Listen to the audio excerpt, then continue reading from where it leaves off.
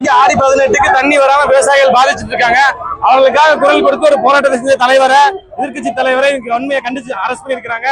இதை கண்டிச்சு நாங்க இங்க திமுகவினர் கோவை மாவட்டத்தில் புழுக்க ஆர்ப்பாட்டம் பண்றோம். இந்த ஆர்ப்பாட்டம் அவரை ரிலீஸ் பண்ற வரைக்கும் இந்த முறையில்லாத கைது நடவடிக்கை நிப்பாற்ற வரைக்கும் நாங்க உறுதியாக இந்த ஆர்ப்பாட்டத்தை தொடருவோம். இப்ப எங்களை போலீசார் கைது செய்யறாங்க. இருந்தாலும் நாங்க மீண்டும் ஆர்ப்பாட்டத்தை தொடர வேண்டிய வாய்ப்பு வரும். இந்த மாதிரி எதிர்கட்சியின் குரலை நசுக்கும் போக்கை இந்த அரசாங்கம் விட வேண்டும். தொடர்ந்து இந்த ஆர்ப்பாட்டம் தொடர்ந்து கொண்டேதான் இருக்கும். ஆர்ப்பாட்டத்தை ரொம்ப ஒரு ஆர்ப்பாட்டம் இன்னைக்கு நாங்க போன தடவை ஒரு ஆர்ப்பாட்டம் பண்றோம் மனு கொடுத்தோம். 2 நாள் முறை கொடுத்த மாணவர் அணி அதுக்கு ஆர்ப்பாட்டத்துக்கு அனுமதி தர மாட்டா, 5 நாள் முறை கொடுக்குறேன்னு சொன்னாங்க.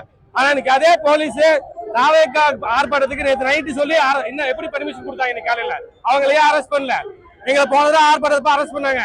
இன்னைக்கு வந்து தாவேக்காக்கு காலையில நைட்டு பர்மிஷன் கொடுத்து காலையில ஆர்ப்பாட்டம் பண்றாங்க. அதுக்கு ஒரு நடவடிக்கையும் கிடையாது. இன்னைக்கு எங்களை அரெஸ்ட் பண்றாங்க. இந்த மாதிரி எதிர்கட்சிகள் குரலை மொத்தமா நசுக்கணும். இது ஜனநாயகமே இருக்கானே தெரியல இந்த நாட்டுல. அந்த அளவுக்கு போயிட்டு இருக்கு. ஆமா, இப்ப நாங்க அமைதியான முறையில் ஆர்ப்பாட்டம் செய்ய வந்தோம். ஆனா எங்களை வந்து காவல்துறை வந்து கூட்டுக்கட்டா தூக்கி கைது செய்யறாங்க. ஆர்ப்பாட்டம் செய்ய உடல ஒரு 10 நிமிஷம் ஆர்ப்பாட்டம் செய்ய கூட எங்களை அனுமதி தர மாட்டேங்கிறாங்க. ஆனா அனுமதியே இல்லாம தாவேக்கா தொண்டர்கள் அங்க போலீஸ் கமிஷனர் ஆபீஸ் போய் ஆர்ப்பாட்டம் பண்ற தகவல் வருது எங்களுக்கு. அதுக்கு என்ன நடவடிக்கை எடுத்திருக்காங்க போலீஸ் விவரம் கொடுக்கணும். நம்ம கண்டிப்பா இந்த எதிர்கட்சி தலைவர் உதயநிதி ஸ்டாலின் அவர்களோட கைதை கண்டிச்சு போராட்டம் தமிழ்நாடு முழுக்க வெடிக்கும். கோவை மாவட்டம் ஃபுல்லா தொடர்ந்து ஆர்ப்பாட்டங்கள் நடக்கும்.